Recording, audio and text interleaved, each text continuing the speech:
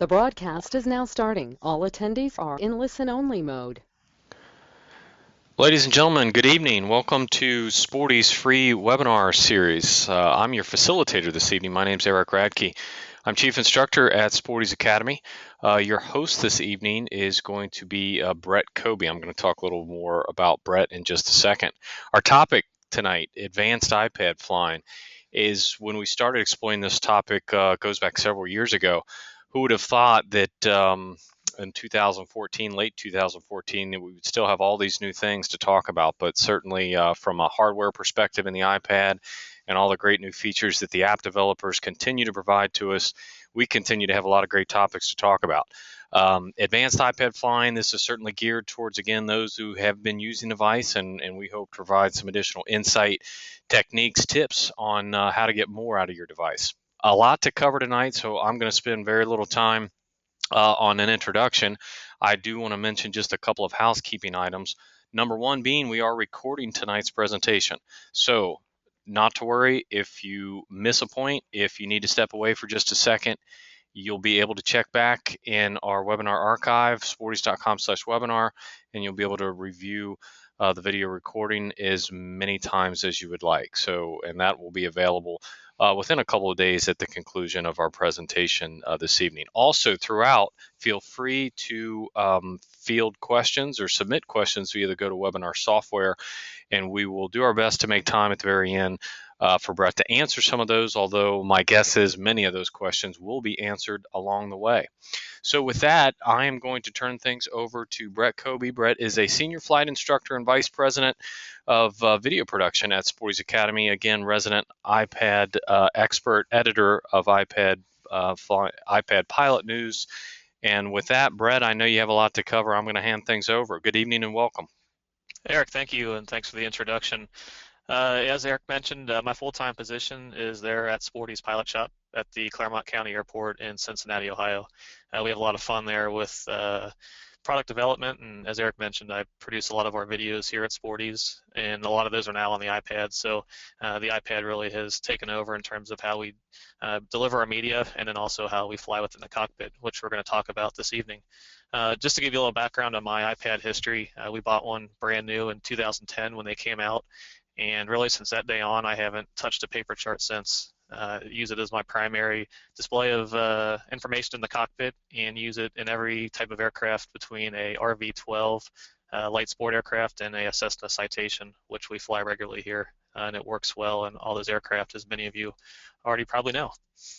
So a quick overview, we do have a lot to cover, so gets right into this. First two topics, iPad power user. We're going to cover some non-aviation features, but things that might be hidden that you might not have realized the iPad can do, and that will make you more productive in the airplane as a part of that. The next part, consider, if you've heard some of this before, and if it's new to you, great, some legalities of using the iPad, and then how to pre-flight the product, which I consider a good review, like I said, if you haven't heard this before, and a good awareness of what makes the iPad a legal item to use in the cockpit in terms of electronic charting. We're going to talk about the GPS and data link weather options for iPad. That continues to expand, and new products in just the last year alone are out there available now for the device. An interesting new piece, what's new for the iPad. There's a lot out there in terms of apps, accessories, and other things to go along with your iPad in the cockpit. So we're going to cover what's really new in the last year and advances in that topic. And then we're going to dive into ForeFlight Mobile. I consider that aviation's most popular and most widely used application out there today. So we're going to look at, again, some new things in that application that you can use, and some tips. A resource I want to point out to you so that you don't feel overwhelmed this evening in a lot of these topics if the pace gets a little fast is a website, a free website called iPadPilotNews.com, and we produce this here at Sporty's, full of how-to articles, tips, and news when new app versions come out, new app reviews, that kind of thing. But we also do a bi-weekly newsletter that you can sign up for there free of charge to have this content delivered to your email every 2 weeks. And I'd say we probably have 2 or 3 new articles a week on there. And the best part is pretty much everything I'm going to cover this evening is on that blog in one form or another in an article. And there's a search feature on there, so you can search for anything that we talk about this evening and get a lot more information on it. And as Eric mentioned also, this is recorded, so we'll have the video of this presentation on iPad Pilot News in the next few days as well when it's available. So first, let's talk about some basic iPad power user type items. And these are, again, features you can use and techniques that aren't aviation specific, but I think can help you get more out of the iPad in the airplane and during pre-flight, etc. The first is a feature I want to point out that Apple added last year around the fall time with iOS 7 called the Control Center. This is a great feature that allows you to quickly access commonly used toggles and settings, things like Wi-Fi and Bluetooth that you might use to connect to some of your wireless accessories.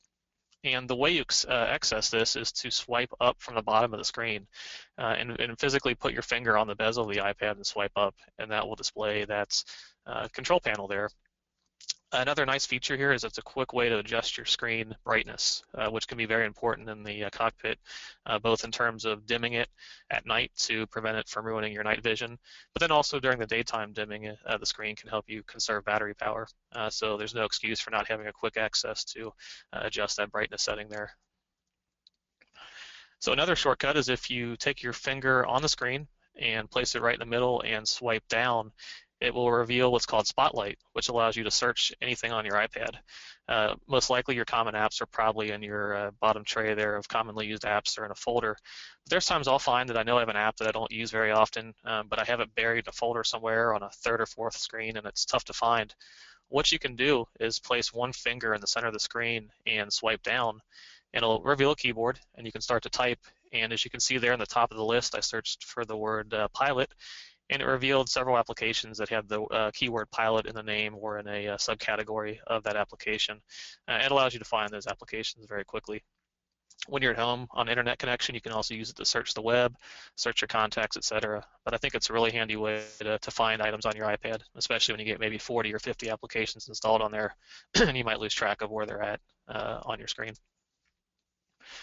The next is a piece of advice. It's a setting that I would recommend that is in your settings application on your iPad, and this can be really convenient for some users. It's called the Auto App Update feature, and what this will do if you have this setting turned on, as indicated by that green arrow there on the right side, it will allow your iPad to automatically download new application updates as they become available on the App Store.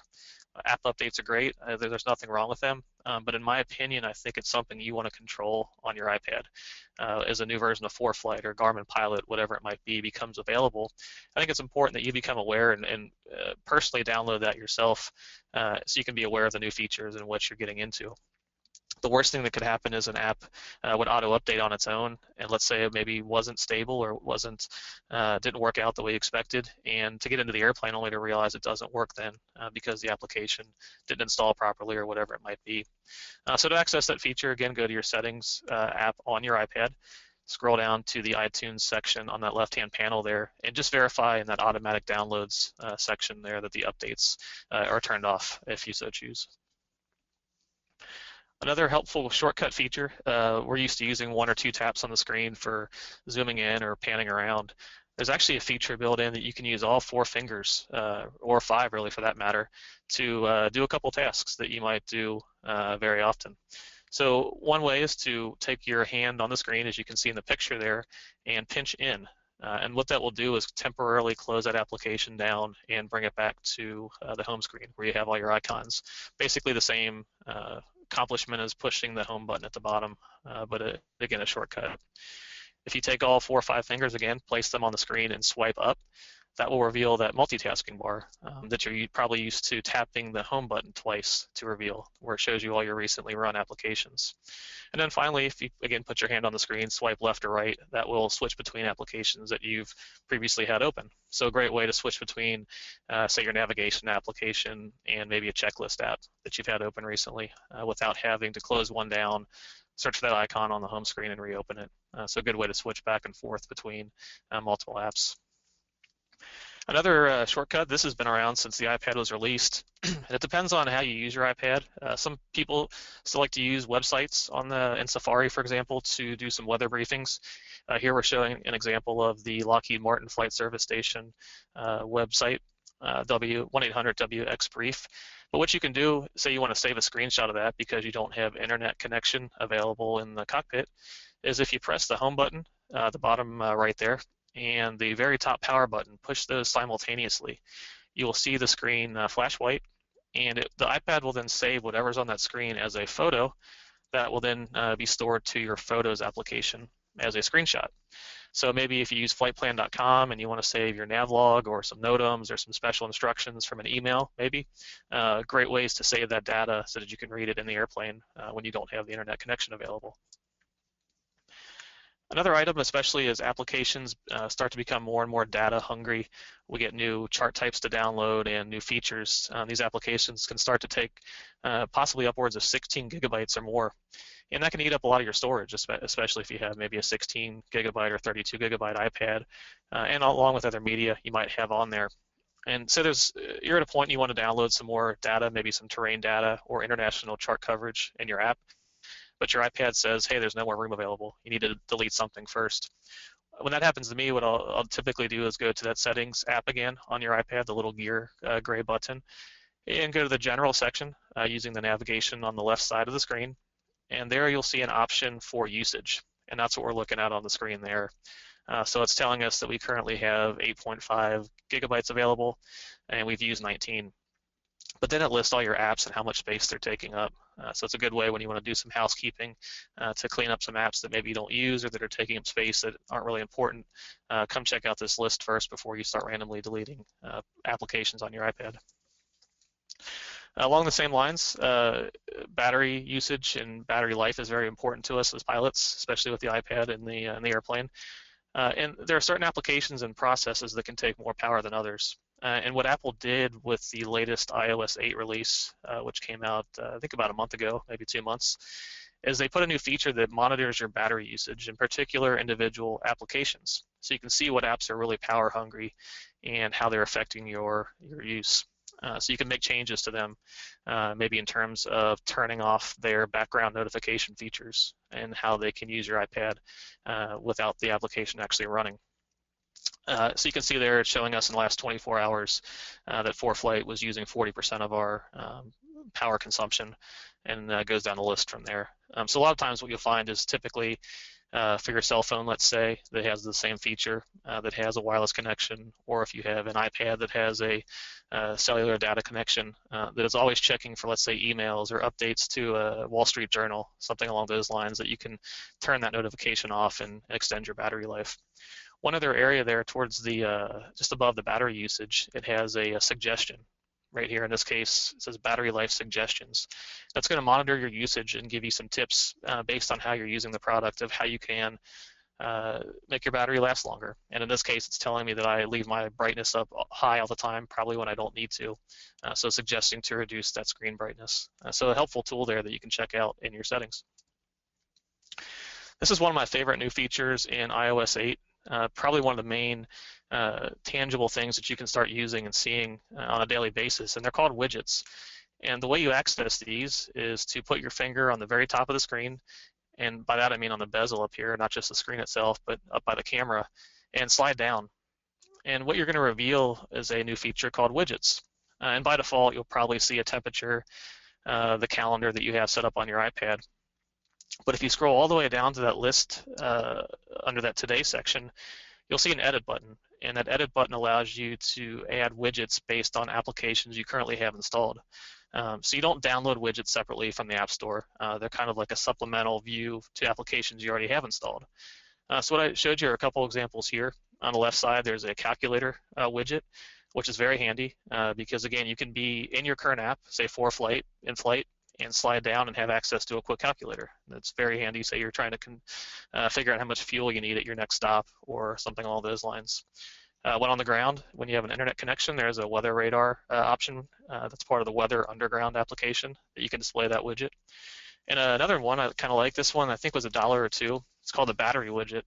What's nice about this, it's going to show you your battery usage and kind of trend monitoring with your battery.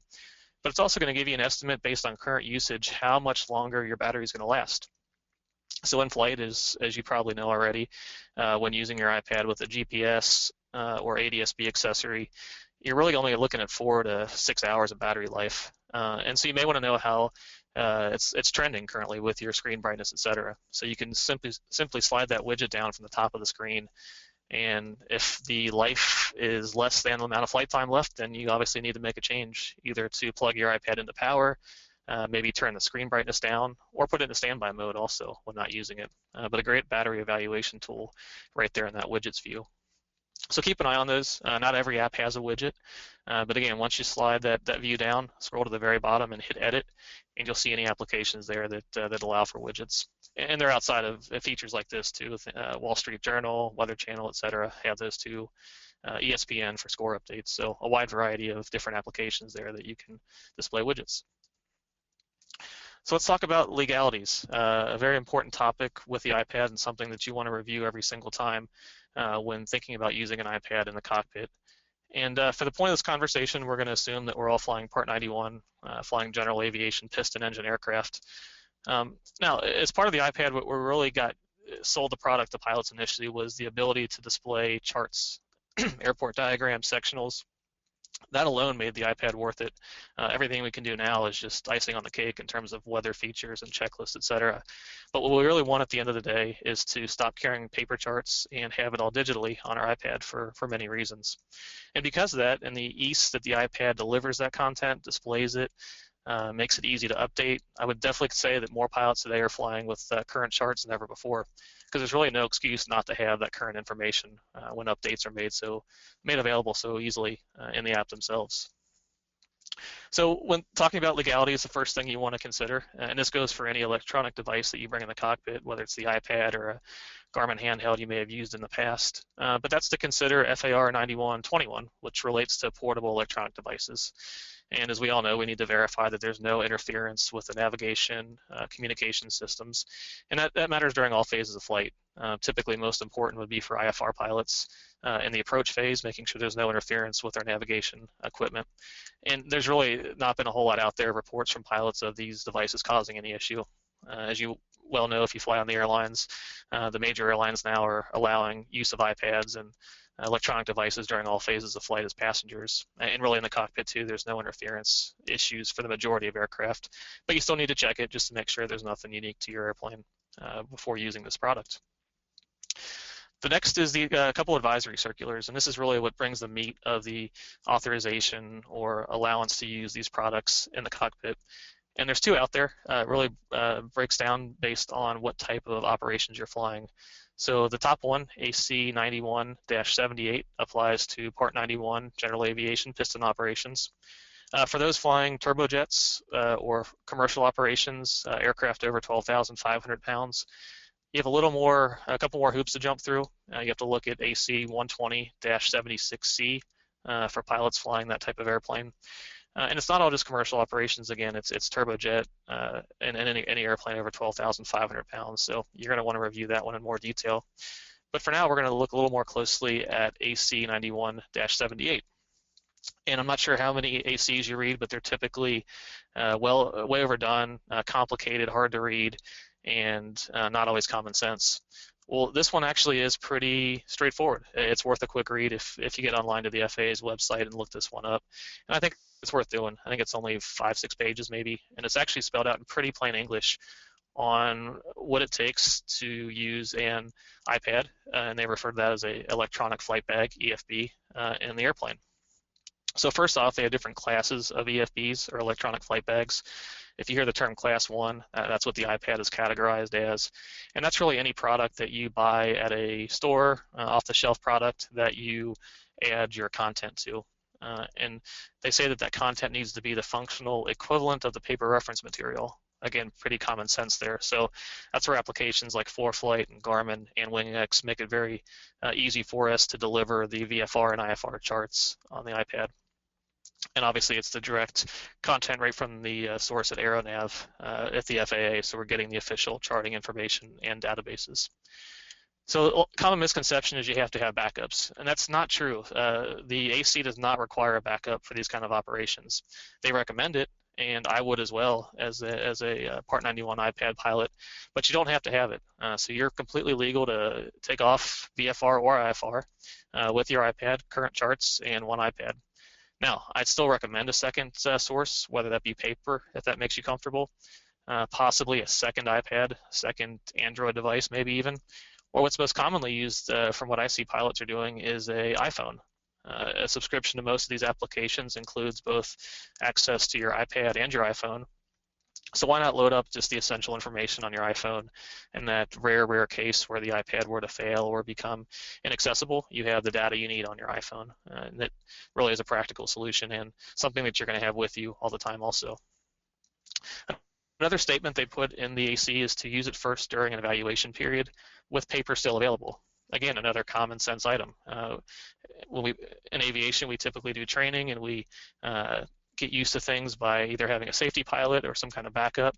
The paper in this case is your kind of safety backup during your first 6 months or so as you get used to the iPad, just in case something doesn't go right or the battery doesn't act or last as long as you think it will.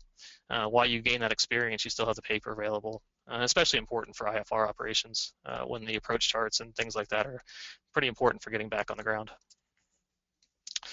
Briefly, the other AC, the 120-76, again, this applies to the commercial operators.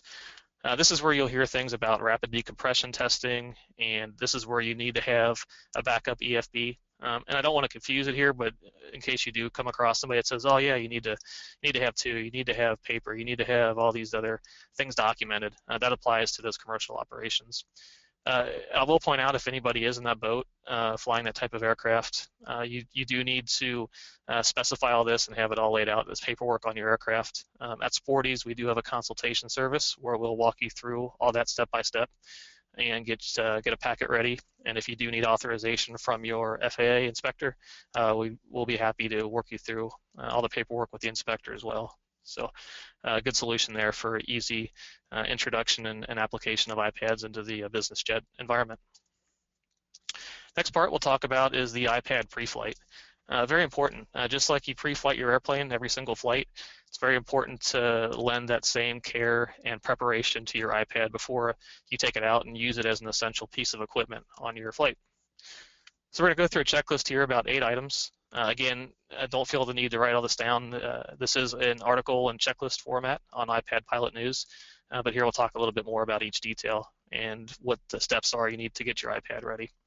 So first off, there's no excuse for not starting every flight with the iPad battery at 100%. Be prepared in advance, leave it plugged in overnight if necessary, or leave it plugged in all the time when you're not using it. That doesn't hurt either.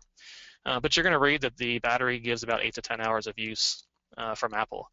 That's when you're reading a book or surfing the internet. But when you're in the airplane using it with a wireless accessory like a GPS or an ADS-B receiver, realistically it's more like 4 to 6 hours. So keep that in mind when you're planning your flights and thinking about possible power backup solutions that you might need. The iPad Air, I should say we'll call it the 10-inch iPad, the big one, that uses a 2 amp charger. Some of them are 10 watts, some are 12 watts, but 2 amps is really the big thing to look for.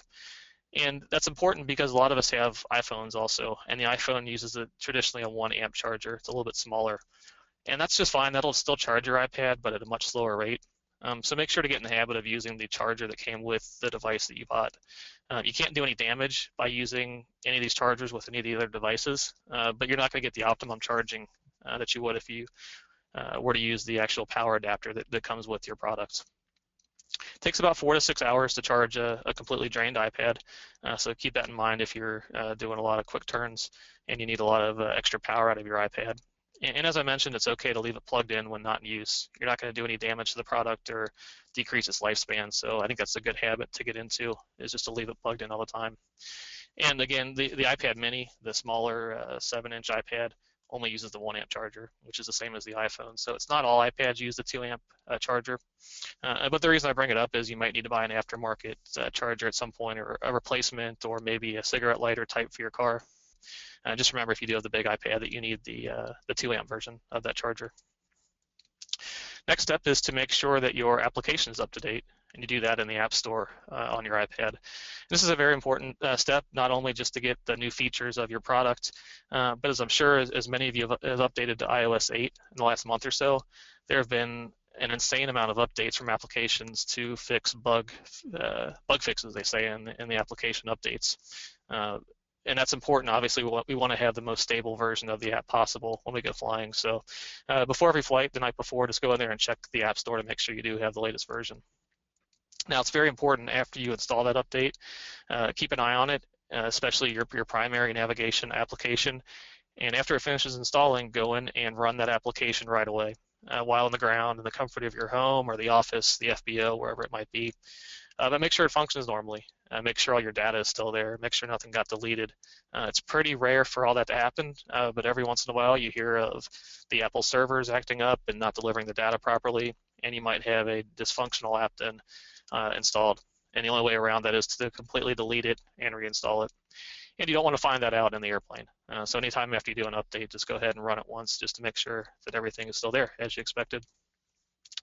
Next step before a flight, just like you would do with paper charts, is to verify that you have all the data downloaded.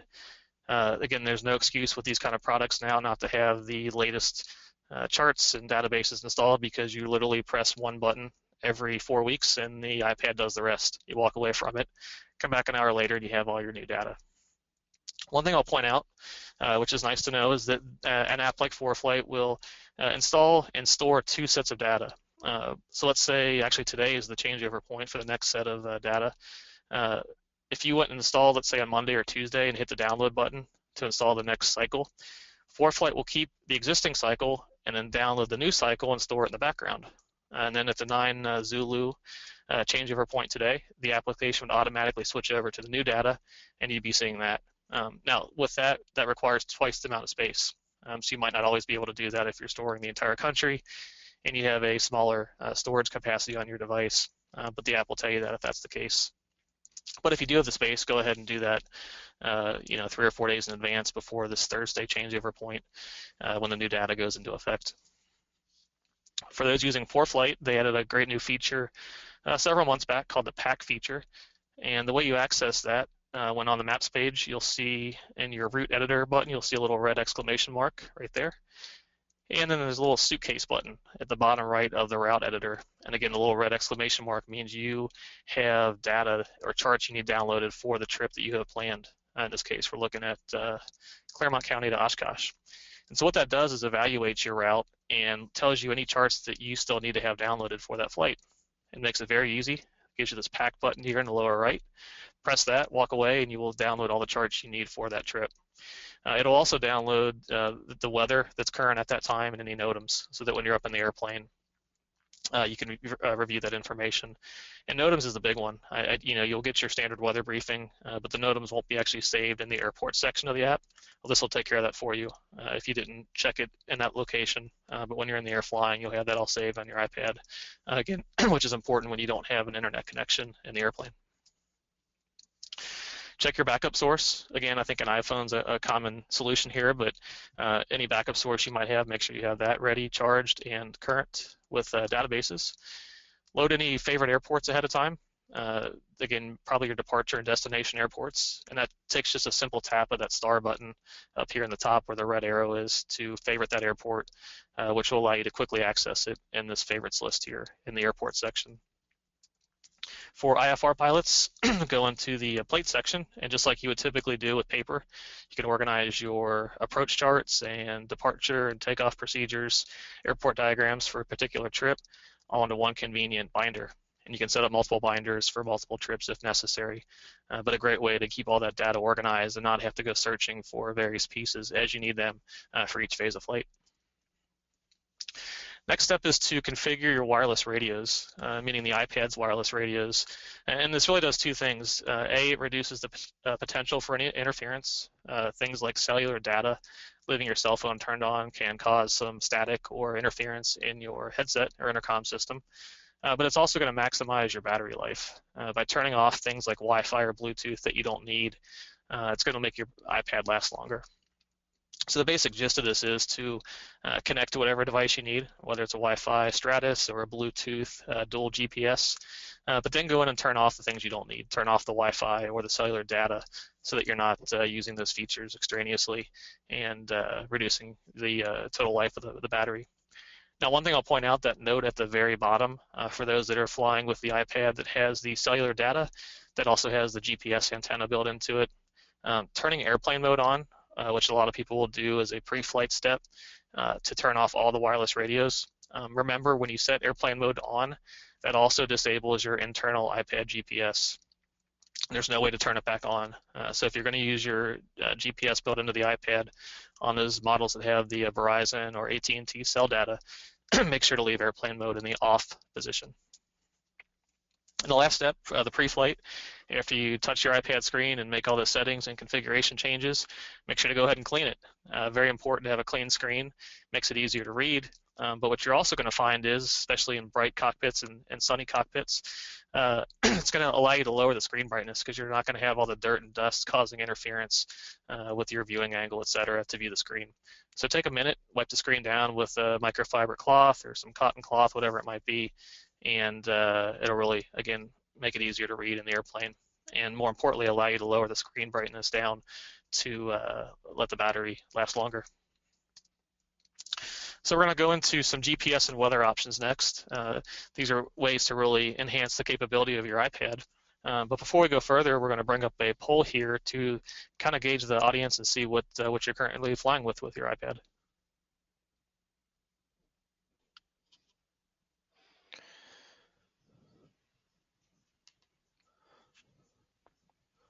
Brett, the poll is out in the field right now, and it looks like about half our users are utilizing the Stratus ADS-B receiver.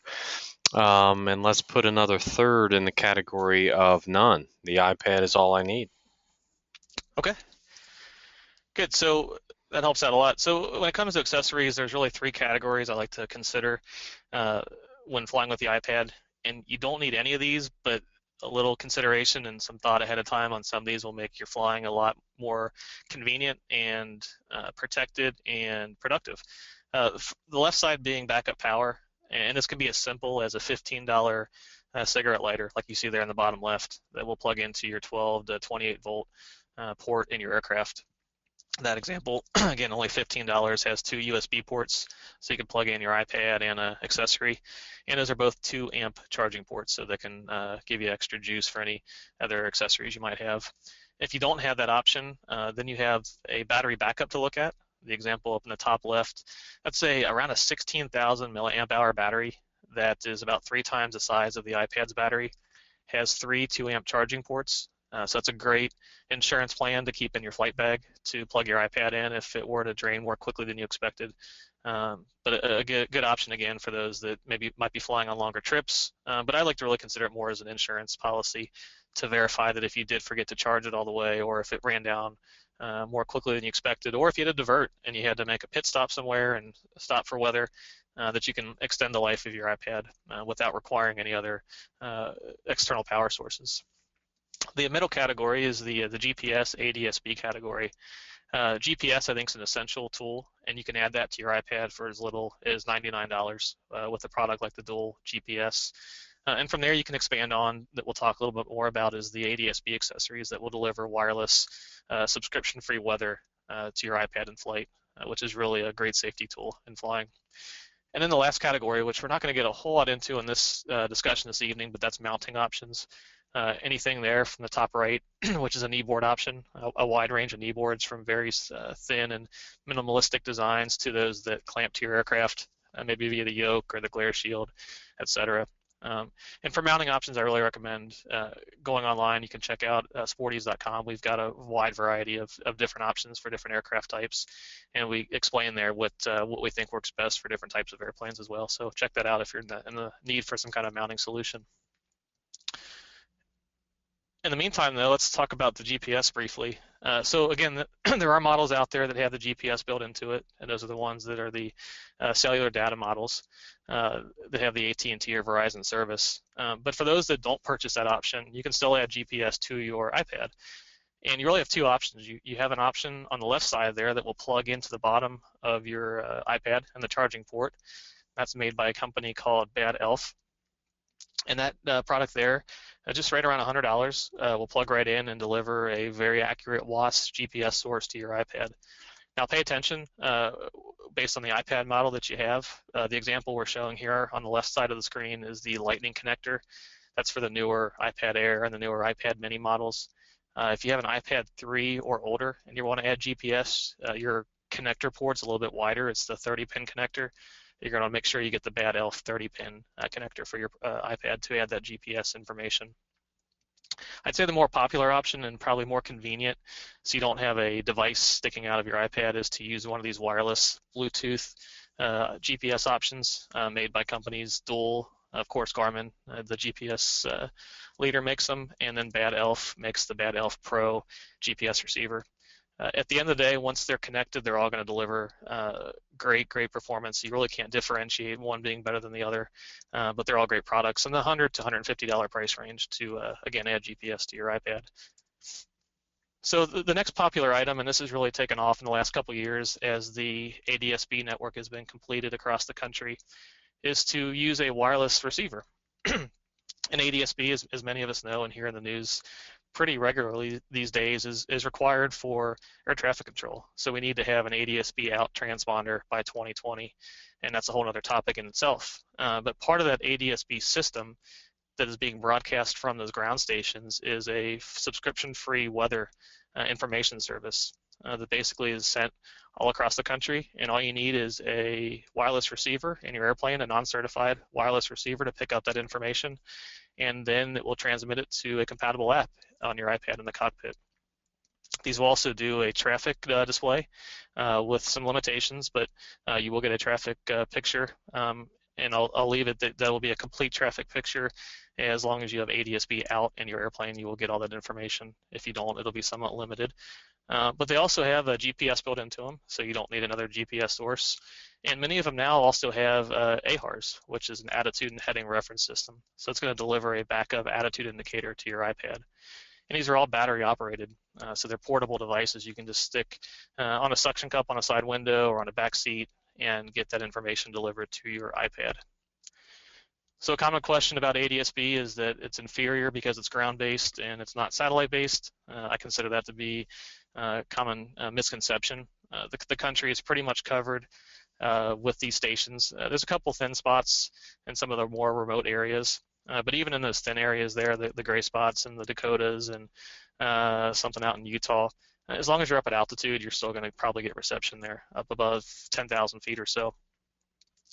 And anywhere in the blue, the current statement is 1,500 feet or higher that you'll get reception. In my experience, really anywhere there, that blue shading, if you're 300 feet off the ground, barring you're not in the mountains, you're going to get reception. So great coverage all across the United States, and definitely great coverage at the bigger Class B and C airports where there's actually stations located on the airports. So great system there as far as the coverage is concerned at this point.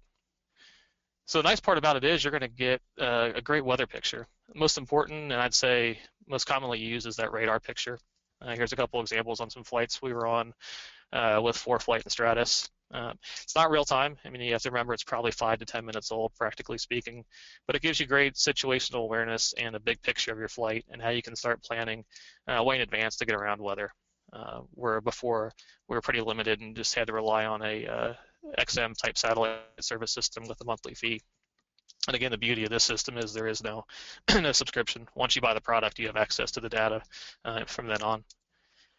So the way this works and the way it's kind of played out is that your ADS-B receiver that you purchase is really kind of tied to the application. So if you're flying with the Garmin Pilot app, in that case, your ADS-B receiver is going to be the GDL39. It's the only app and hardware combo that will work with each other in that case. So Garmin works with the Garmin. If you're flying with ForeFlight, as it sounds like many are already that are flying with Stratus, Stratus is your answer. And again, these are very similar products. They provide you with that weather, traffic, GPS. And the nice kind of icing on the cake feature here is the attitude and heading display. So you're going to get a split screen view in ForeFlight showing pitch attitude, very accurate, very sensitive and smooth, that you can use to display a backup attitude on your iPad. If you're flying with a couple others, WingX Pro, FlyQ, which is now Seattle Avionics, is FlyQ, flightplan.com, you have a couple options there, and that would be the dual XGPS 170 or the SageTech Clarity. These products are a little more universal. They'll work with each other, so you have a little more flexibility there with your ADS-B receiver and your application. So let's get into some of the technical classification I like to call new stuff. This is the fun stuff that's coming out, and has been released in about the last year or so. So every fall, this was about a month ago, Apple releases their new set of iPads. And the latest version to come out is called the iPad Air 2, a revolutionary name. Just add a number to the existing product and it becomes revolutionary. So the iPad Air 2 is the next generation iPad that's available for sale now. This is the 10-inch version. Some basic stats that Apple claims: 40% faster, 18% thinner. Lighter is always better, especially if you're going to wear it on your knee pad in the cockpit. But the speed is nice, especially as we start adding more and more complexity to our applications. As we start viewing terrain and weather simultaneously, sectionals and approach charts overlaid all at the same time, that takes computing power, and these new iPads really do a great job at taking care of that. This has the Touch ID feature, which recognizes your fingerprint. Not too useful as far as I'm concerned in the airplane, but if you're using it to buy a lot of products, it can save you the effort of typing in your credit card number, for example. One feature that's kind of eye-opening is a built-in barometer, which is the first time an iPad has this feature. And there are some apps I'll show you here coming up that can take advantage of this to use that sensitive barometer and display a somewhat useful altimeter feature in your iPad. You probably read about this, the new screen technology that reduces glare, and it does. It's better, but it's not the thing we've all been looking for in terms of like an Amazon type white or electronic ink type feature, which you can look at in direct sunlight. It is better, but it's not again the revolution that we've been looking for. One thing I will point out, if you are in the market to upgrade, is that they changed their storage sizes. So now it's 16. They eliminated the 32 gigabytes. Now it goes right to 64 and 128 gigabyte. So our recommendation, as if you are looking to upgrade or purchase one, is to start now at the 64 gigabyte option, which for the iPad Air 2 Wi-Fi version, which would run about $599. If you are on a budget, I put that screen up there. It shows you the prices of the other versions. The iPad Air is still a great iPad, very fast, light years ahead of the original. And then, of course, the mini versions, which work well in smaller cockpits, and those are really just as capable as well. They didn't release any major updates to the iPad mini besides adding that new Touch ID button, so nothing really revolutionary there in terms of that's concerned. For those flying with the Garmin Pilot app and that have Garmin avionics in the cockpit, such as the GTN, WAAS Navcom receivers, Garmin released a new product back at Oshkosh called the Flight Stream. And this is a installed product in your aircraft that acts as a wireless link between your iPad and your avionics. So that you can do things like transfer flight plans. If you have ADS-B weather installed in your cockpit, such as maybe the GDL 88 weather receiver, you could then send that to your Garmin Pilot application. So it really bridges that gap of iPad and avionics in a pretty seamless way. You can also send XM music to your iPad as well, for example, if you have Sirius XM audio in your airplane. So pretty neat feature there, and I expect to see a lot more of that down the road, more integration as more and more aircraft become ADS-B out equipped and have that capability, that will connect into the iPad. So keep an eye out for more products like that down the road from other companies. Another standout feature from Garmin, prior to this update, if you wanted international charts, you had a couple apps that were dedicated to European type charts, and you had Jeppesen, and Jeppesen is known as worldwide coverage, but at a price. Well, Garmin has worked to add those features and that capability to its application. So Garmin Pilot now covers a lot of the VFR and IFR charts in Europe, South America, etc., with unique packages for each of those countries. So if you are looking to do some international flying, check out Garmin Pilot. There's a lot more capability now there with its international charting resources. When ForeFlight had a product that worked with an XM receiver a couple years ago, it came out from Barron's, which was their mobile link weather product. And that was the first time you could get XM weather on your iPad. But it was kind of difficult to use. It had a lot of wires. Had two different boxes, the receiver itself and then another transmitter. Well, Sirius XM, which is now providing the next generation of satellite weather, released a new product this year called the SXAR1. And this is a portable Bluetooth wireless weather receiver for XM that will deliver that higher quality, higher resolution radar imagery to the WSI application. So for those that are flying in more remote regions that might not have access to the ADS-B and they want to have that information, this will obviously work anywhere in the country that has a view of the sky. You're going to get a couple other pieces of information that you don't get with ADS-B, such as satellite imagery, lightning strikes, some advanced icing products, but that comes at a price. It requires that subscription, which starts out at about $30 a month. So again, there's some operators that is worthwhile, but compared to ADS-B though, which is a subscription-free service, this does come at a premium. Portable internet connectivity is really no pun intended, a hotspot coming these days, and more technologies are emerging that are going to be able to deliver internet connectivity to GA aircraft and those up in the flight levels as well at a price that's much more affordable than what's out there now. They won't be quoted in tens of thousands of dollars. So the first product really that kind of broke into the market to serve internet connectivity to aircraft, and it wasn't made for aviation, it was really made for hiking, boating, airplanes as well. It's called the Iridium GO product. And this receives and communicates with the Iridium satellite network, which is worldwide, pole to pole. Anywhere on Earth, you're going to get Iridium coverage. And this really serves as a great way to make in-flight phone calls at a fairly cost-effective price. So this device is a hotspot that receives that Iridium data and then connects to your iPhone or Android phone or iPad via Wi-Fi, and then allows you to make phone calls right from your phone in the air. It'll also do text messaging, basic email service, has that emergency SOS functionality, so kind of an emergency locator as well. And it'll do basic data link services, web browsing, nothing fancy, really just text web pages, very low image content, but you can still do basic data functionality in the airplane. And a product like this starts out at around under $1,000, around $899, and monthly data service is around $100. So really the most cost-effective way now to get this kind of information on your iPad in the cockpit without a full-blown SATCOM system installed in your airplane. Next big trend is connectivity with watches and other wireless devices as secondary displays to view some of the information from your iPad in maybe a more convenient fashion or something that's more in your line of sight. So WingX is really the first one to do this with their Pebble smartwatch integration. Pebble watches are really universal watches designed to work with a multitude of applications. In this case, WingX designed a unique application for it that allows you to display critical flight information, things like altitudes and time to destination, which may seem silly because you have it right there on your iPad, but some people might have it on the floor or not be looking at it as often and just want to know critical pieces of information. And in that case, the Pebble smartwatch can deliver that.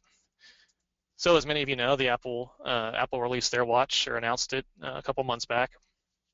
The latest news on this, I believe, is it's going to be released in the springtime. But developers now are already starting to work on applications for the watch to integrate with their primary applications. So I'd say definitely keep an eye on that if you're into smartwatches, that there's going to be some neat functionality coming out in the year ahead to display information. And this could be things that you might not think about right now, but reminders, alerts. Let's say you get off course or you get off your altitude. Could be an altitude reminder, especially paired with the barometer feature in your iPhone or iPad. So various ways that you could use this device to quickly access information or content from your iPad and have it right on you and within a quick view at all times. Again, I mentioned I'm not going to go too much into mounting, but I do want to bring a couple of new options that have been released in the last couple months. I would say RAM mounts, which is the products we're looking at here, probably the most widely used and easy to work with products out there. Most price effective, also cost effective. You can get a full RAM mounting system for under $60 typically. Well, their yoke mount has always worked pretty well, but it hasn't been the ideal solution. Kind of tough to work with and wasn't always compatible with some of the larger columns in the Bonanzas and bigger aircraft. Well, they just released a new attachment piece called the claw yoke mount. And as you can see in the picture there, it just has one twist knob and a very easy use operation with its standard ball accessory to connect to any of their other cradles that will hold your iPad. But again, there's two sizes here, and the larger ones will fit those larger aircraft yokes. So if that's been something holding you back for a while, check out the claw yoke mount. My GoFlight, which makes a lot of popular iPad products, and these are more of a premium level. These typically range about double the price of what a RAM mount would cost, but they have a premium build to them and they'll offer a little more flexibility. They recently released the iPad yoke flex mount, and what this will do is clamp to your yoke column or use a suction cup if you want to go to a side window. And it gives you this kind of magic arm type feel so that you can infinitely adjust how the iPad is positioned. So you can see it's got a couple arms there that articulate around some ball bearings to move the iPad around. But for that to work, you have to buy their iPad case, their cradle, and then the actual iPad attachment point. But that can really provide some good flexibility if other mounting options haven't worked for you in the past. Another product my GoFlight released last month or so is called the Armor Glass Screen Protector. If you're concerned about keeping your screen protected from scrapes or cuts, etc., this is a great product that applies very easily too. There's not any kind of bubbles or any kind of adhesives you have to worry about. Also has some good anti-glare properties. It's not glare reduction, or not glare eliminating, but it's going to reduce glare a little bit. It also reduces smudges and dirt buildup. So a good option there if you want to really keep your screen in good shape. In the new category, there's a couple new apps I'll point out that kind of set apart from some of the other options that we've seen out there. On the left is an app called the Baro Altimeter. This works with the iPhone 6 and 6 Plus currently. But what this will do is use the iPhone's barometer feature to measure the pressure. And you can enter in your local altimeter setting, and it'll give you an altitude readout. So it could be a great backup source based on pressure altitude instead of GPS altitude in your airplane. And another neat one I like is called the NRST, nearest of course, application that you can run on your iPad. And then when you load this up with a GPS source, it will display the nearest airport to you at all times, tell you the distance, the bearing, and even based on your GPS altitude, it'll tell you what kind of vertical speed requirement and feet per minute it would take to get there, and then a nice big HSI screen on the right side of the application. So a good nearest feature, which is handy because a lot of the main apps out there now really don't have too much of a useful nearest function. So this could be a good emergency app to keep on your iPad in that situation. Okay, with that, we're going to bring up another poll here just to engage what main iPad app the folks are using tonight.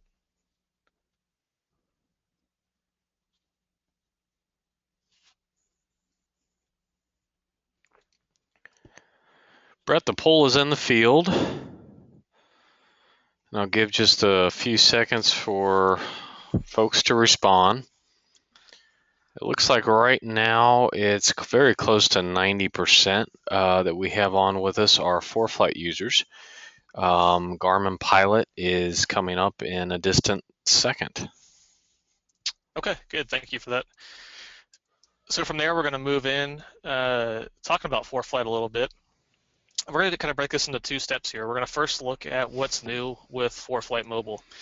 And these are features, some of these just came out this week, such as the first one we're going to talk about, and others have come out throughout 2014. But with the quick rate at which ForeFlight is releasing application updates, it's easy to overlook some of these. And some of them are pretty impressive and capable in what they can do to add additional functionality to your iPad. The first one here, this actually came out literally on Monday with ForeFlight's latest release. But prior to this, you could always add, for your aircraft profiles, you could add true airspeed and climb performance, not climb performance, sorry, true airspeed and fuel burn. And that was good for a rough estimate during pre-flight planning to figure out time and route and fuel burn based on an average, but it wasn't really accurate. We really break our flights down into three phases, the climb, cruise, and descent phases. And what you can do now when you add your aircraft profile or modify an existing profile is go in and add an airspeed, a fuel burn rate, and a climb rate for each phase of flight. So in this case, we're looking at the climb and cruise performance. And what ForeFlight will then do is use that information to more accurately compute a total time and route and then calculate a total fuel burn. And even more so, they'll take that information and analyze the winds during each phase. So if you're doing a longer trip across the country that has significant variances in winds from your departure and destination airport, it's going to use the departure winds for your cruise, your climb segment, and then of course your destination winds for your descent segments. It's really going to help you get more accurate planning numbers for your flight. And you can access that really two ways. You can do that from the route editor here when you're looking at your aircraft N number for those that you have saved, or if you would like to add one, you can do it right here with that button. You can also do it in the More tab of ForeFlight. From there, you'll see an aircraft section where you can enter in different aircraft profiles. But very nice feature and long overdue in my opinion. Next one just came out literally, I think, in the last week as well. When you're on the ground with an internet connection and you pull up the satellite imagery, this overlay here, a new feature here is that they're starting to color code those cloud tops. Satellite imagery intensity is based on the temperature of the cloud tops. The colder the cloud top, the darker the color here. So often the Atlantic Ocean here, we're seeing some oranges and near reds. That's highly convective activity. It means there's a lot of moisture at a cold temperature up at high altitude. Obviously weather you want to stay away from. So what you can do is help use this information to analyze your trips. Obviously very useful in areas where there's not radar coverage. If you're flying in the Caribbean or offshore, you can use this information, which is updated every half hour, to help analyze convective activity in that area. Something else that's recommended is that you can turn on that satellite layer and the sky coverage layer. So what we're looking at here are circles that indicate sky obstructions. A solid circle means overcast, and then obviously the clear circle means a clear sky. But you can use that in combination with that satellite imagery just for a real good overview of what to expect in terms of cloud coverage and satellite coverage, or satellite cloud coverage and moisture content. And then you use these colored versions here, which has just been added this week to analyze the convective activity a little more closely. Another new addition, again, this one came out on Monday, is the addition of World Aeronautical Charts. The WAAC charts are now available as a layer in your map view. These are long-range planning charts, but another benefit here is that we now have this information for the Caribbean down towards Dominican Republic and Puerto Rico. You have VFR charting information from the Aeronav service. Quick heads up though, if you just do the ForeFlight update, you won't see these right away as an option in this drop-down. You need to go into your downloads page and turn on the WAAC charts for the United States. They won't be on by default, so just make sure you do that first before you go to look for them on the map screen. Next one, this is a great feature that allows you to get a little more information on stadium TFRs. These are issued for NFL events currently, Major League Baseball, collegiate sporting events, really any outdoor event that has a seating capacity over 30,000 seats or so. And what this does, these are TFRs that are 3 miles, 3,000 feet, prohibiting operations an hour before to an hour after the event. Well, they're blanket TFRs, so it's tough sometimes to know, especially in parts of the country that you're unfamiliar with where the sporting events are, or stadiums, especially college stadiums when flying, not as easily recognizable. What ForeFlight does is analyze all these TFRs now and will depict their details right on the map. So in this case, we're looking at a TFR out in Denver, Colorado for an upcoming Denver Broncos game. They go in and type out all the details right down to who's playing. So you can use this for your sporting event tracking also if you want to know who your favorite team's playing that week. It also has the time and local time. This isn't a replacement, obviously, for the official TFR briefing, but it's a good way to be pretty aware, again, especially in unfamiliar parts of the country, to stay aware of those kind of TFRs so they don't sneak up on you. Another feature here that ForeFlight added, many are familiar with this profile view now, which will show you from start to finish along your flight, both during planning and actual in-flight, related to your planned altitude or current altitude, and any obstructions or obstacles that might be in the way. Color-coded here with yellow and red as an option. And this is accessed from the route editor of ForeFlight on the maps page, and right here with the profile button. But what I want to point out is a couple of months ago they added a feature here to help you customize that. You'll see this little gear button here in the route view. Oops, we'll go back. It's a settings button. And what you can do is pick the width that ForeFlight analyzes of your course. So if you want to be real conservative, you can pick a 20-mile width. It'll analyze your route and the segment in that area to see what's around you. If you want to be a little tighter on that, you can set it down to 1 mile or anywhere in between. But a great way to customize how that analyzes your flight path to see what hazards might lie in that area. Another feature that they continue to expand, and this was just expanded again on Monday with the latest update, is the cloud sync feature. And what this allows ForeFlight to do is keep your iPad or iPhone in sync with commonly used features. Things like recent and favorite routes, airports, and weather imagery. So if you set a couple of airports as your favorites on your iPad, they will automatically be set as favorites on your iPhone as well. Aircraft profiles, this is a new one and very helpful, especially now as you can start to enter all this detailed climb, cruise, and descent data. You can add that right to your aircraft profile section, and it'll be on both devices. You don't have to do it twice. All the flight planning you do in the flight plan section and the file and brief section, and weather briefings. So if you get a weather briefing on your iPad, that will also be stored on your iPhone as well. Flight data recording has really been a hot item this year, and a lot of the apps are starting to do this now. And ForeFlight has this feature built in as well. What you'll see there on the left side of the screen with the orange arrow is a record button. What you can do is tap that right before takeoff, and ForeFlight will then, provided you're using a GPS source, will record all your flight parameters, your location, your GPS altitude, speed, etc. And once you're finished with your flight after landing, press that record button again. And in the track log section, which is in the More section of ForeFlight, you will see your track logs here. And these are all the different flights that this particular pilot has flown. And once you tap one of these track logs, there are export options. You can export these to Google Earth, which we're looking at here on the right side.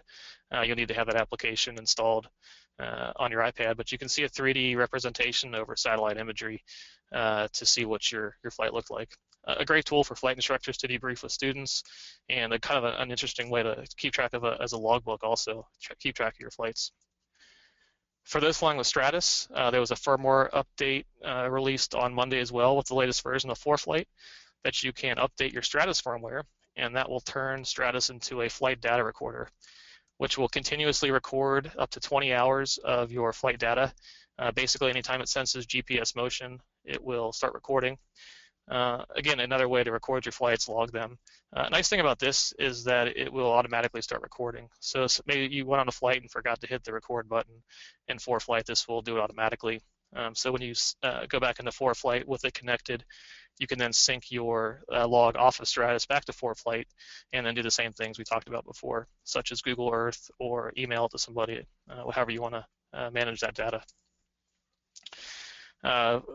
Non-navigation related, but another feature that many of us need is a weight and balance tool, which is now integrated into ForeFlight for those with the pro level subscription. A great tool you can take advantage of in the app to manage your weight and balance. So let's look at some tips now, some things that I think are particularly important and useful as a ForeFlight pilot that you may have overlooked or may not have known about in the first place. So the first one is called the Route Advisor. This is a great tool when flight planning, especially for IFR pilots. And the way it works is after you enter in your departure and destination airport, you come over here and tap the Routes button. And what this will do is analyze your route and first tell you any airway routing if you want to fly the old-fashioned airways. But most of us really want to fly what ATC is going to give us. What's the the practical routing for that trip? And here they're going to break it down by altitude and show you what clearances recent aircraft flew for that route. And the altitude information is very helpful here because it tells you which routes are applicable to the altitude and type of flying you're doing. So it really eliminates that kind of surprise factor when you call up clearance delivery and you file direct or you file a random route. You can file this route here, know in advance. That's probably what you're going to end up getting.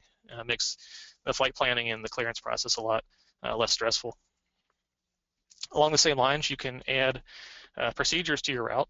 For those that fly a lot of arrivals or departure procedures, you can use the procedure button to add in stars or SIDs right down to the transition and then a runway if required.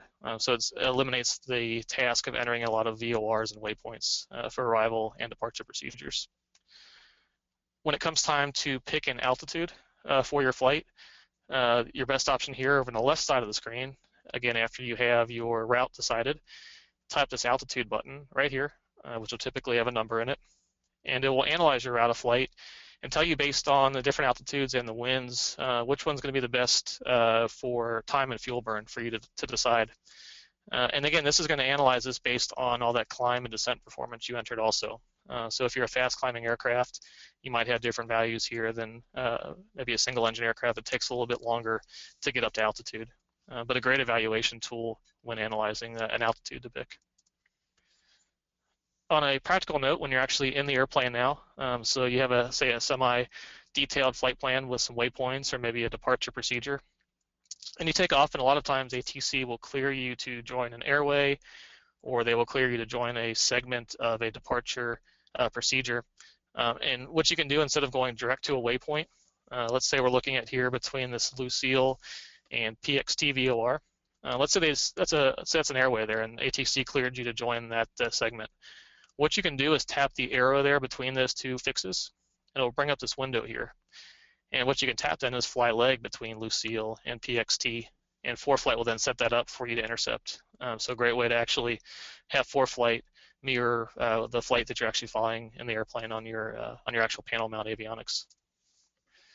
Another option, and most of these options here I'm going to show next are accessible from this gear button here on ForeFlight. There's a lot of options here in the settings button in terms of the map, so it takes some time to look through that. But one option is to configure whether you want to be north up, track up centered, or track up forward, and that's where you can configure those options, whether you want the map to be oriented based on your preference. Another option, if you don't want to go through that settings button, if you look in the top right here, there's a little compass button. It's a shortcut to quickly switch between track up and north up. So if you don't want to go through the menu, be aware of that option as well. Hazard Advisor, a great tool that a lot of the Garmin avionics made well known with the G1000 and their handhelds that will color code terrain based on your relative altitude, yellows and reds there. And what that means is that the terrain, when it's yellow, is within 100 to 1,000 feet of your current altitude. So kind of a caution to be aware when flying in that kind of area. And then when it turns red, that's really more of a warning. Get your attention that something's not right here, not good. And that's terrain that's either less than 100 feet of your current altitude or above you. So really need to pay attention to what's going on at that point. Now keep in mind when using this, this is all based on GPS altitude, not pressure altitude. So that's probably off by more than 100 feet anyway. So if you're seeing red, that should really get your attention, but yellow at the same time is just as bad in that situation, unless you're obviously visual outside and have a good grasp of what's going on. But a good tool a good layer to turn on in ForeFlight when flying in mountainous regions. A couple other tools you can turn on. The first here is this track vector. If you look out in front of the airplane here, we got this big blue line. Again, that's enabled from that gear settings button up there. But it helps you point out ahead of the aircraft when you want to see where you're heading and where your current track is heading. But the other tool that you can do is turn on is the ruler tool. And that's what we're seeing there in this picture, measuring the distance between our current position and that weather out in front of us. And what you can do there is tap 2 fingers on the screen simultaneously, and that will draw the ruler out temporarily in ForeFlight. And you can move it around then with your 2 fingers to measure out maybe the distance between you and an airport. In this case, this is a picture of the thunderstorm cell that we're avoiding out there on the right side. As you can see there, based on your current ground speed, it gives you time to that point as well. So you can measure a item in terms of time, how long it's going to take you to get there. So good information to work with the ruler tool.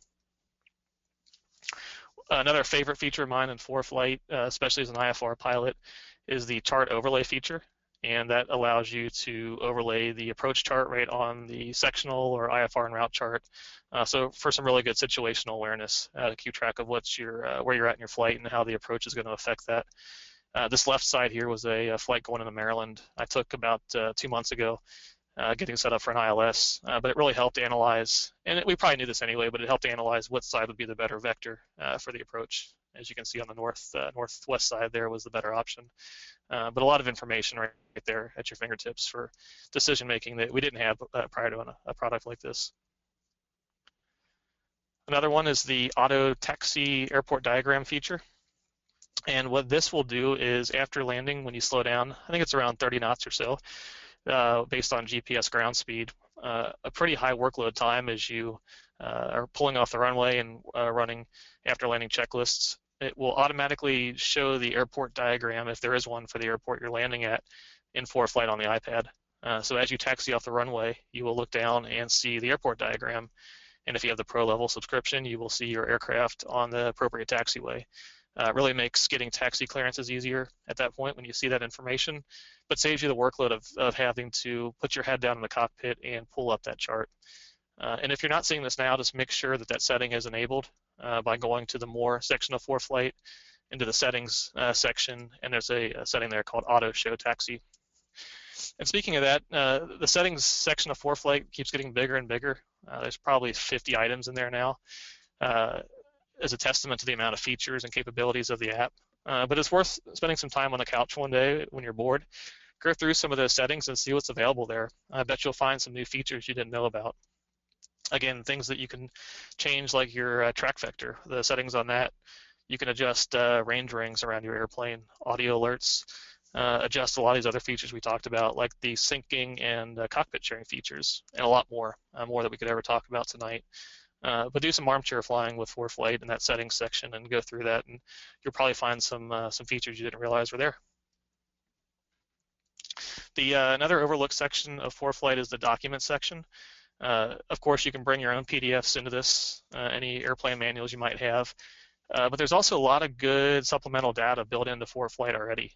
Things like chart supplements, information you need to do VOR checks, Class B supplements are a good one with student and pilot training in busy airports. But additionally, they have training manuals, full versions of all the FAA handbooks, FARs, the AIM, etc. Good information to keep on your iPad and in ForeFlight. And the last thing I'll bring up here for those flying with Stratus, this one's pretty easily overlooked as well, is get comfortable and be aware with the Stratus status indication. And the way this is accessed, again, on the maps page, like many of the other settings, is that gear button there. And at the very bottom of that screen, you'll see a Stratus status button when you're connected to Stratus. And when you tap on that, you get all kinds of information about what Stratus is doing and its data, connectivity, etc. You can see battery life. You can see all your firmware versions. But when you're getting ADS-B information, you can get status about that as well. Things like your radar updates. So if you're not getting a radar picture when you think you should be, you can check this information to see how many towers you're connected to and when the last radar update was. If you have ADS-B out, you'll see your own ship information. So ForeFlight and Stratus will detect your ADS-B out signal. And you can even tap on that button and get a whole other boatload of information about your ADS-B out system. And then some settings here that you can configure. One of those that is kind of a hidden one, but can be kind of nice if, again, you're looking for increased information about your ADS-B reception, is to show towers. And that will show little icons of ADS-B towers on the moving map, so you can see where they're at and what you're currently receiving. Again, we could talk about ForeFlight all night. A lot of topics here I discussed come from our training program, the ForeFlight Mobile training program. So if you are looking to get more out of it and learn more about its capabilities and a lot of scenario-based training in the ForeFlight app, check out a program that Sporty's produced on flying with ForeFlight. 70 minutes of HD video, includes review quizzes, some pre-flight checklists, and it's available as either a dedicated iPad app in the App Store or as an online course from sporties.com. So again, check that out if you're looking for some more training on the ForeFlight program. With that, I'm about finished. Again, just want to wrap up with a reference to iPadPilotNews.com. Again, a great free resource to keep up to date with all things iPad and great tips and tricks, etc. And find that search capability. So anything we talked about this evening, do a search for it, and you'll probably find an in-depth article to explain a lot more about how that works. And with that, I'm going to turn it back over to Eric if we have any questions. Brett, thanks a lot. A lot of great information. We've answered a lot of questions along the way, I know. Let me bring up several kind of recurring themes tonight. This isn't really a direct question, but more of a asking you to recap. Can you please, just kind of in a brief manner, I guess, recap the ADS-B traffic and its current limitations? Sure. So think of weather, kind of have to compare it to weather. Weather is continuously broadcast. So the second you get up in the air or within line of sight of an ADS-B tower, your portable ADS-B receiver will get that weather signal. Now, the FAA does not continuously broadcast traffic. It's a different type of system. So the way that works is, right now with a product like Stratus, we'll kind of break this into two scenarios. Let's say you currently have a standard Mode C or Mode S transponder, and you are not ADS-B out equipped. In that case, you will see strictly only other aircraft that have ADS-B out transponders. You will not see the aircraft that have other Mode C transponders like you. So it has to be an aircraft that has ADS-B out. Or let's go to the other scenario. Let's say you are ADS-B out. When that happens, you will actually ping the ground station with your ADS-B out transponder, and that ground station will send you a customized traffic signal, 15-mile radius and plus or minus, I think it's 3,500 feet or so up and down of your altitude. You will get a custom traffic picture of all traffic around you. So that's going to include both traffic that has ADS-B out and those that were picked up from the radar site. So it's basically rebroadcasting radar type information. So the takeaway from this is if you have Stratus and do not have ADS-B out, you'll get just strictly other aircraft that have ADS-B out, air-to-air traffic, which is a lot of airliners, and more GA aircraft are getting equipped. And if you do have ADS-B out, then you'll get the full traffic picture and the full traffic capabilities of Stratus. Bret, thanks a lot for that. Second topic, could you speak to the enhancements that an external GPS might provide, even for those who might be using an iPad that has the internal GPS? Sure. So first off, if you have the iPad with the internal GPS and it's working well for you, and you're getting consistent results from it, there's really no reason to update. But now what I will say is that the internal GPS has some features built into it to save power and keep the iPad running efficiently. So if you're someone who likes to turn the iPad into standby mode periodically to power it off to save power and battery life, every time you turn it back on again, it has to reinitialize that signal. Whereas a dedicated wireless GPS from Dual or Bad Elf constantly keeps a lock on that GPS and your position, so that when you turn your iPad back on, you're going to instantly have your position data again. And I've heard from others that have had spotty reliability, depending on the type of airplane really, and how clearly a view of the sky the iPad has and how you're mounting it. In my the aircraft I've flown, I haven't had the best luck with the internal GPS, but that strictly relates to where I was mounting it and the type of airplanes I was in. Others that fly with much more open cockpits, bubble canopies, etc., they have a lot better luck with it. So I think it's really a personal thing, and try it out, see if you like it, and if you're not getting the results you want, then it's probably time to switch over to more reliable and accurate versions, such as a wireless Bad Elf or Dual. Thanks, Bret. Let me close with a tough one. How do you know when it's time to upgrade? I think we can probably all agree that the original iPads are nothing but paperweights these days, but you're flying around with a second or a third generation. When is it time to upgrade to the Air 2? Sure. So if you have an iPad 1, you've probably realized by now that you can't get the latest iOS versions and ForeFlight versions, for example. So an iPad 1 is definitely beyond time to upgrade.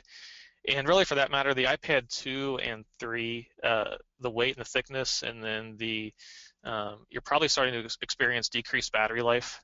These batteries and these iPads don't last forever. So it's something to think about is how your battery life is performing. And then from there, when you do have to upgrade, you got to keep in mind, especially if you have a 3 or older, that you're going to have to upgrade your power cables as well. If you have accessories in your airplane or other items that plug into the bottom of your iPad. So consider that when you do upgrade, of how it's going to affect that. And also mounting. If you have a RAM mount, say for an iPad 2 or a 3, and you go to an Air, you're going to have to consider the mounting implications also. But really at this point, my kind of thought would be, if you're at an iPad 3 or older, it's probably a good time to think about an iPad Air 2. You're going to be blown away with the performance increase in terms of speed and how the maps load more quickly. It's probably a good time too that as more apps are becoming more data hungry, that you're probably going to want an upgrade in storage capacity also. So don't skimp and get the 16 gigabyte when you upgrade. Go for the 64 or 128, which is going to really allow you to keep that iPad around for a long time and keep it running. Bret, that's great information. Now everyone can accurately complete those holiday wish lists, those holiday shopping guides. With that, I'm going to bid everyone a very good evening, and wish to once again, on behalf of the entire Sporty's team and Bret Koebbe, thank you very much for joining us this evening. As a reminder, the recorded webinar presentation in its entirety will be available absolutely free on the Sporty's website, sporties.com/webinars, and also at iPad Pilot News. So just one more reminder, being tuned in tonight to Advanced iPad Flying, you absolutely should be a subscriber to iPad Pilot News. It's absolutely free. So the next thing you should do this evening is go sign up if you're not already a regular reader. And related to the many questions we've had tonight on ADS-B traffic and Bret's recap, I'll also make mention that there's a wonderful article, ADS-B Traffic 101, that is posted on the iPad Pilot News website that will give you a very detailed description. Please check back very soon at sporties.com/webinars. We do expect to have our 2015 lineup scheduled, and you'll be able to sign up for presentations throughout the year. We always try to bring you topics that are relevant and very interesting. So again, thanks for joining tonight.